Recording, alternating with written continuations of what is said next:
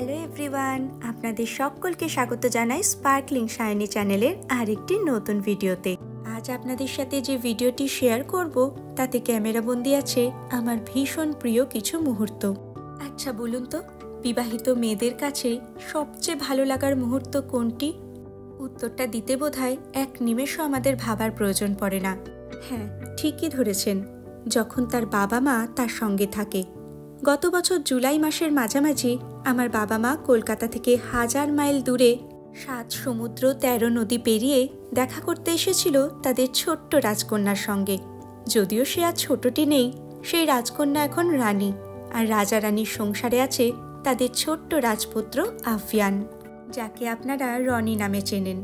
যদিও সুখ ক্ষণস্থায়ী, তবুও বিদেশে থাকার সুবাদে এই ক্ষণস্থায়ী সময় দীর্ঘস্থায়ী হয়েছিল টানা 3 মাস। মোটামুটি অগাস্ট মাসের মাঝামাঝি আমরা সবাই মিলে পাড়ি দিয়েছিলাম এক স্বপ্নের শহর গার্মিশে। এই সবে আমাদের যাত্রা শুরু হয়েছে। এখন আমরা দাঁড়িয়ে আছি মিউনিক স্টেশনে। তারিখটা ছিল 11ই আগস্ট আর দিনটা হলো শুক্রবার। তোমার এখন দরকার, সেই জন্য না? না এখন পাবে না, পাবে তো না, কিন্তু পাবে তো না। তো মিউনিক থেকে আর একটা ট্রেন নিয়েই আমাদের সোজা গার্মিশে পৌঁছানোর কথা, কিন্তু মাঝপথে ট্রেন গেল থেমে আর রনির হাতে চলে এলো একটা ছোট্ট খেলনা ট্রেন। আমরা প্রথম যে ট্রেনটায় উঠেছিলাম সেটা ছিল আইস ট্রেন, আর সেই ট্রেনে সমস্ত বাচ্চাদেরকে একটা করে এরকম ছোট্ট খেলনা ট্রেন দেয়। তো সেই ট্রেন থেকে নেমে আমাদের উঠতে হয়েছিল একটা বাসে, সেটা করে আরও কিছু দূর গিয়ে আবার সেখান থেকে আরেকটা ট্রেন। আসলে ট্রেনটাই সোজা যাওয়ার কথা ছিল, কিন্তু মাঝপথে রাস্তায় কোনো একটা গন্ডগোলের কারণে কিছুটা জায়গা ট্রেন যাচ্ছিল না। তো সেই জন্য ট্রেনটা মাঝখানে নামিয়ে সেখান থেকে বাসে করে আবার আরেকটা জায়গায় গিয়ে সেখান থেকে আবার ট্রেন ধরতে হয়েছে। আর এই ট্রেনটা ছিল দোতলা ট্রেন, আর পুরো ট্রেনটা মোটামুটি ফাঁকাই ছিল। তো দোতলা ট্রেন হলে সবসময় উপরতলাটাই বসতে ইচ্ছা করে, তাই সবাই মিলে চলে এলাম উপরতলায়। চলো তুমিও চলো উপরতলায়। আর এই যে আমিও চলে এসেছি উপরতলায়।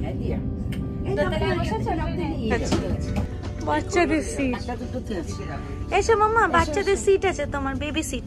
এসো, কিন্ডার সিট। এই যে বেবি সিট, তো ওই দেখ নিচে দাঁড়িয়ে আছে, কে দেখছে? ওই দেখ নিচে দাঁড়িয়ে আছে, টিটি দাঁড়িয়ে আছে। ওইটা পরে যাবে, ওই ট্রেনটাও যাবে, আমাদের ট্রেনটাও যাবে। হ্যাঁ, তুমি বেবি সিটে বসেছো। কি অসম্ভব সুন্দর যে জায়গাটা, আশা করি এটা দেখেই সেটা আন্দাজ করতে পারছেন। আমরা বাড়ি থেকে বেরিয়েছিলাম দুপুর 2টো নাগাদ, আর এখন বাজে ওই বিকেল 4:45 মতন। আমরা প্রায় পৌঁছেই গেছি, আর ঠিক ট্রেন থেকে নামতে যাব, দেখি কি ট্রেনের দরজা খুলছে না। কি অবস্থা কিন্ডারওয়াগেন! ও মাই গড! হ্যাঁ, তোর জন্য এই অবস্থা। আসলে হয়েছে কি, যে দরজাটা দিয়ে আমরা উঠেছি সেই দরজাটা গেছে খারাপ হয়ে। তবে ট্রেনের বাকি দরজাগুলো ঠিকঠাকই ছিল, তো ট্রেনের বাকি যা লোক ছিল অন্য দরজা দিয়ে নেমে গেছে। কিন্তু আমাদের সাথে যেহেতু স্ট্রলারটা ছিল, তাই আমরা কিছুতেই অন্য দরজা দিয়ে তো যেতে পারছি না, কারণ দুটো সিটের মাঝখানের যে প্যাসেজটা, সেখান দিয়ে এই স্ট্রলারটা নিয়ে যাওয়া ভীষণ চাপের। গোটা ট্রেনের সমস্ত লোক নেমে গেছে, আর আমরা কিছুতেই নামতে পারছি না। শেষ পর্যন্ত ভাগ্য ভালো ড্রাইভার আমাদের দেখতে পেয়েছিলেন, আর পাশের ট্রেনের ড্রাইভারও দেখতে পেয়ে ছুটে এসে এই সিটের মাঝখান দিয়ে স্ট্রলারটা নিয়ে যেতে আমাদের হেল্প করেছিলেন। উফ, ফাইনালি আমরা গার্মিশে পৌঁছলাম। তো এখানে আমরা যে হোটেলটা বুক করেছি সেখানে যেতে গেলে এখান থেকে আমাদের একটা বাস নিতে হবে। অভিক ওটাই দেখছে এখন কটার সময় বাসটা আছে। বলো, যুগপিসে যাবে না যাবে না? আমি তো যেতে চাই। Let's see. বাপরে, ট্রেনের মধ্যে আটকা পড়ে কি অবস্থাটা হয়েছিল। মাম্মা, তোমার এই কিন্ডারওয়াগেনের জন্য ট্রেনে আটকা পড়ে গেছিল না? হ্যালো করে দাও। হ্যাঁ, হ্যালো। এই ড্রাইভার ছিল, এসে ওর দেখা পেলাম ভাগ্যেস, নইলে কি হতো, আমাদের ট্রেনের মধ্যে আটকে বসে আছে। সবাই তো অন্য দরজাতেই চলে গেল, আমাদের কিন্ডারওয়াগেন আর নিয়ে যাওয়া যাচ্ছে না। ওই দিকের উল্টো দিকের ট্রেনটা থেকে ড্রাইভারটা চলে এলো। হ্যাঁ, বাজে এখন বিকেল 5:30 মতন। আমরা এই মোটামুটি হোটেলের কাছাকাছি এসে পৌঁছে গেছি, আর সারাটা রাস্তা ওই একই গল্প করতে করতে আসছি যে আমাদের আজকে কি হতো।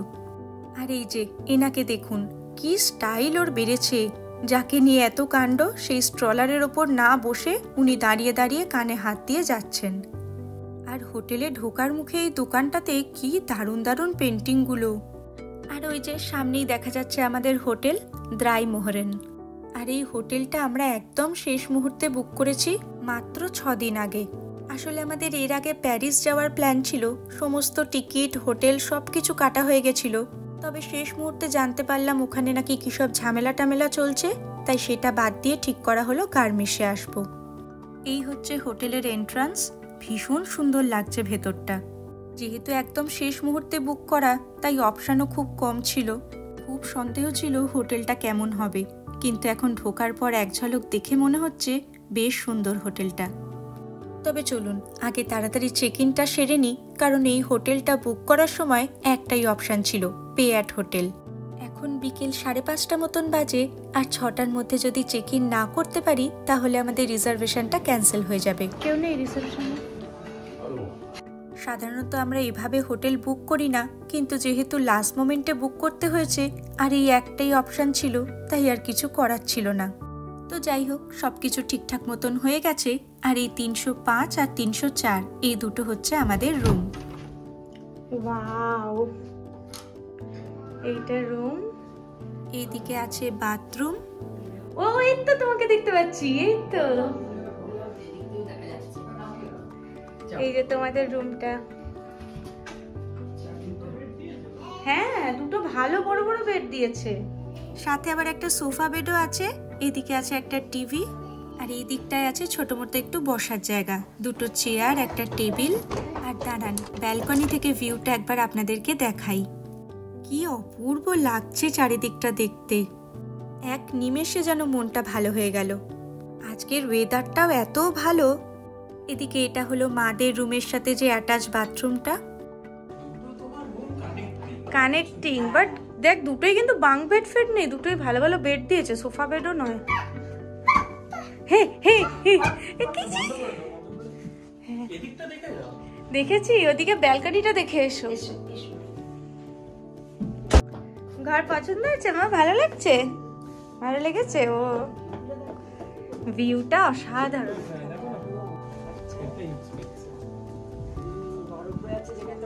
টপ অফ জার্মানি, এইটাই পিটসে টপ অফ জার্মানি। ওই দিকটাও কিন্তু বরফ হয়ে আছে। ওইখান দিয়ে তুমি হেঁটে হেঁটেও যেতে পারো, দেখছো রাস্তাটা আছে, ওই যে রাস্তা আছে তো। হেঁটে যাবে বলো? উপরে করে যাব, উপরে করে যাবে বলছে। কি দারুণ লাগছে ভিউটা, এনজয় করো, ঘোরো, বেড়াও। বারান্দায় ফুলগুলো এত ভালো লাগছে দেখতে। তো চলুন এবার আপনাদেরকে বলি এই রুমটা আমরা কোথা থেকে বুক করেছি। তো এটা আমরা booking.com থেকে বুক করেছিলাম মাত্র 1 সপ্তাহ আগে। আমরা এই দুটো রুম বুক করেছিলাম 3 রাত্রি 4 দিনের জন্য। তার জন্য আমাদেরকে দিতে হয়েছিল 460 ইউরো, আর ভারতীয় টাকায় বলতে গেলে ওই ধরে রাখুন 41 থেকে 42 হাজার টাকা মতন। দাদাকে জড়িয়ে ধরে কি করেছিস তুই ওখানে? ভয় পেয়ে গেলি?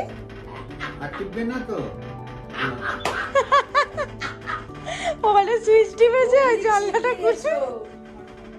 কি অবস্থা! তো এই হোটেলের বুকিং এর জন্য booking.com এর লিংকটা আমি আমার ডেসক্রিপশন বক্সে শেয়ার করে দেব। তুমি রেবেতে এসছো মার্কেট করতে, আবার গাড়ি চালাচ্ছ। এখন বাজে ওই সন্ধে 7:15 মতন। আমরা একটু হোটেলের রেস্ট ফেস্ট নিয়ে এখন চলে এসেছি একটা সামনে সুপার মার্কেটে। সাধারণত আমরা বাইরে কোথাও ঘুরতে গেলে আগে একবার সুপার মার্কেটটা ঘুরে আসি। যদিও আমাদের এখানে হোটেলে ব্রেকফাস্ট আছে, আর লাঞ্চ ডিনার এগুলো আমরা বাইরেই করব ঠিক করেছি, কিন্তু রনির খাবারটা যেহেতু আমরা হোটেলের রুমেই বানাবো, তার জন্য একটা মাল্টি কুকারও আমরা নিয়ে এসেছি। আর তাছাড়া দুধ ডিম এগুলো সাধারণত আমরা ক্যারি করি না, যেখানে যাই সেখান থেকেই কিনে নিই। তো এই সব কিছু টুকটাক শপিং করার জন্য আমরা এখন এসেছিলাম এই সুপার মার্কেটটাতে। আর রনির এই গাড়িটা এত পছন্দ হয়েছে, ও কিছুতেই ওটাকে ছেড়ে হোটেলে যাবে না। সমানে ওটাকে টেনে টেনেও নিয়ে আসছে, ওটা নিয়ে নাকি ও বাড়ি যাবে। আর মোটামুটি 8 ঘন্টার মধ্যেই আমাদের টুকটাক শপিং হয়ে গেছে।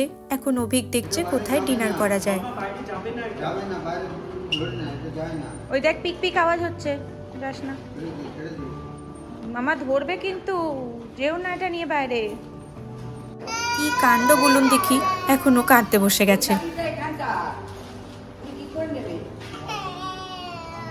চলুন, অনেক কষ্টে ওকে বুঝিয়ে ওখান থেকে বার করা গেছে। বাজে এখন রাত 8টা, তবু চারিদিকটা কত আলো দেখুন। আর এখন যেহেতু গ্রীষ্মকাল, গোটা শহরটা কি সুন্দর ফুলে ফুলে ভরে উঠেছে। আমরা যখন এসছিলাম তখন অগাস্ট মাসের মাঝামাঝি, দিনের আলোটাও তাই অনেকক্ষণ পর্যন্ত থাকে। তবে দুঃখের বিষয় একটাই, এখানে রাত 8টার মধ্যেই বেশিরভাগ রেস্টুরেন্ট সব বন্ধ হয়ে যায়।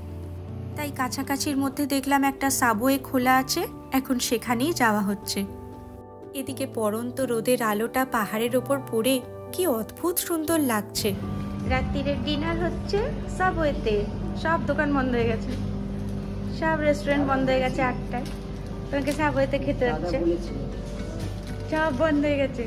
খেয়ে নাও, আর কিছু করার নেই, সাবওয়ে থেকেই খেতে হবে। ইউরোপে প্রথমবার সিলিং ফ্যান দেখলাম আমি। বাপরে, দেখেছো মামা, ফ্যান চলছে, ওইদিকেও চলছে একটা ফ্যান চলছে। ফ্যান কই, ফ্যান? হ্যাঁ। খাওয়া দাওয়া শেষ, বাজে এখন রাত 9টা মতন। আমরা ফিরছি এখন হোটেলের দিকে। আজকে তোমাদের পৌঁছতেই অনেকটা বিকেল হয়ে গেছে, তাই আর সেরকম কোথাও ঘুরতে যাওয়া হয়নি।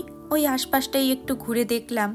তবে গোটা শহরটা ভীষণ সুন্দর করে সাজানো, আর বাড়িগুলো এখানকার বহু পুরনো। সবচেয়ে অদ্ভুত জিনিস, এখানকার প্রত্যেকটা বাড়িও মোটামুটি একই রকম দেখতে। বাইরে থেকে দেখে আপনি বুঝতেই পারবেন না যে কোনটা ব্যাংক, কোনটা হোটেল, কোনটা রেস্টুরেন্ট। এসে গেল হোটেল রাইমোহরেন। এদিক দিয়ে ঢোকা যায় না, ওদিক দিয়ে। মা, ওদিক দিয়ে চলো।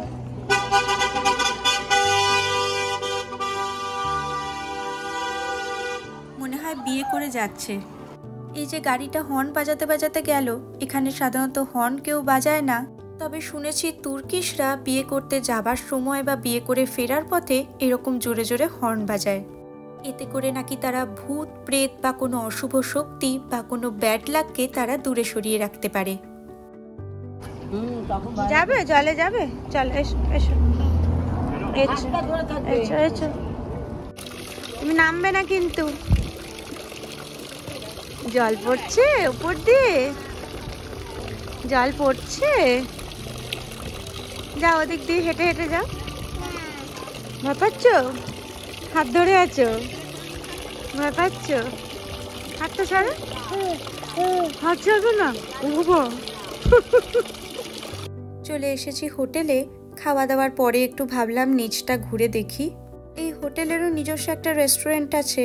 ভাবছি একদিন এই হোটেল থেকেই লাঞ্চ বা ডিনারটা করব। আর নিচে যে ফাউন্টেন মতন ছিল, ওখানে রনিকে একটু ঘুরিয়ে নিয়ে এলাম। অন্য বাচ্চাগুলো ওটার উপর চড়ছে দেখে ওরও খুব ইচ্ছা হলো, কিন্তু সে তো বেচারা ভয়েই অস্থির, হাত তো ছাড়তেই চাইছে না, আর ঘুরবে কি। আর লিফটের পাশে এই জায়গাটা কিছু ভেড়া শাবক দিয়ে সাজিয়েছে। ও বেচারা নিজে যা যা অ্যানিমালের ডাক জানে সেগুলো করতে লেগেছে। ওদিকে কি কাণ্ড দেখুন, বেরোবার সময় কখন কে জানে রুমের যে দরজার কার্ডটা আছে ওটা পকেট থেকে কিভাবে পড়ে গেছিল। উনি ভাগ্য ভালো দেখতে পেয়েছিলেন, তাই উনি তুলে রেখে দিয়েছিলেন। এখন হোটেলে ঢোকার সময় আমাদেরকে দেখতে পেয়ে আমাদের ডেকে কার্ডটা উনি দিলেন। রাত এখন খুব একটা বেশি হয়নি, ওই 9:45 মতন বাজে। দেখি এখন বাবাকে রাজি করানো হচ্ছে জুক্সপিসে যাবে কিনা। এখানে আসার একমাত্র উদ্দেশ্যটাই ছিল জার্মানির সবচেয়ে উচ্চতম জায়গা জুক্সপিসেটা ঘোরা।